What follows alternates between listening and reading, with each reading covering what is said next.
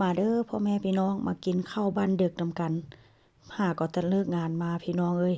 เลิกงานมาก็หิวข้าวบ่มีหยังหลายเนาะมื้อนี้ก็ต้มเส้นนี่ก็ค่อนข้างอ้าวหลายเนาะแต่ถามว่ากินผู้เดียวบ่ก็บ่ได้กินผู้เดียวเด้อพี่น้องเพราะว่าหยังสิกินกับลูกสาว2คนว่าซั่นซะมื้อนี้ก็สิต้มเส้นพี่น้องเอ้ยต้มเส้นนี่ก็บ่ได้ต้มใส่หยังหลายเด้อสิต้มใส่เนื้อไก่ง่วงแล้วก็ปรุงเครื่องเล็กๆน้อยๆเนาะเครื่องที่ว่าจะใส่นี่ก็แบบว่าค่อนข้างจะปรุงแบบว่ารสจัดได้จักหน่อยพ่อแม่พี่น้องสิสดน้ำร้อนๆพี่น้องเอ้ยสิให้สดแบบว่าเข้ากับบรรยากาศตอนฝนตกลิ้นพี่น้อง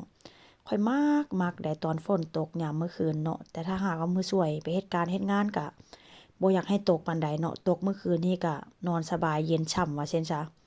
มื้อนี้ก็สิต้มใส่คะนอเด้อพี่น้องใส่คะนอแล้วก็สิใส่พริกไทยนี่เป็นพริกไทยดำพี่น้องเวลากินต้มเส้นเนาะส่วนหลายใส่พริกไทยหลายนะมันค่อนข้างจะหอมแล้วก็แซ่บแล้วก็ใส่น้ำปลา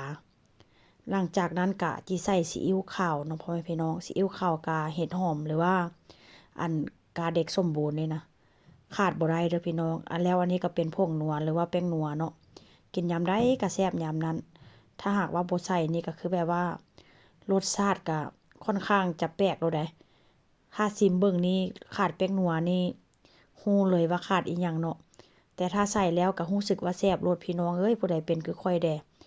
การกินแป้งนัวนี่ละออกบ่ได้นี่อันคือเห็นข่าวเนาะข่าวเขมรเพิ่นบอกว่าจิบ่กินผงนัวบ่จิเพิ่นจิบ่กินแป้งนัวนะพี่น้อง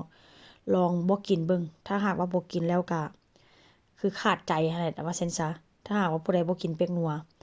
หลังจากต้มแล้วก็จิปิดไฟเนาะแล้วก็จิโรยหน้าใส่นี่ก็หอมปลอมพี่น้อง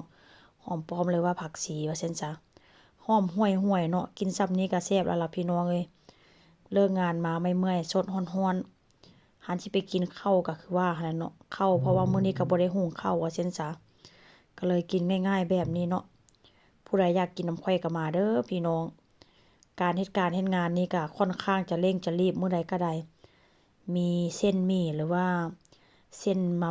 ม่าหรือว่าเส้นอันก๋วยจั๊บญวนนี่ติดบ้านไว้ก็เป็นการดีเดะถ้าหากว่าผู้ใดเฮ็ดงาน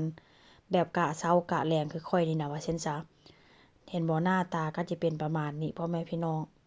แซ่บรสชาติจัดจ้าน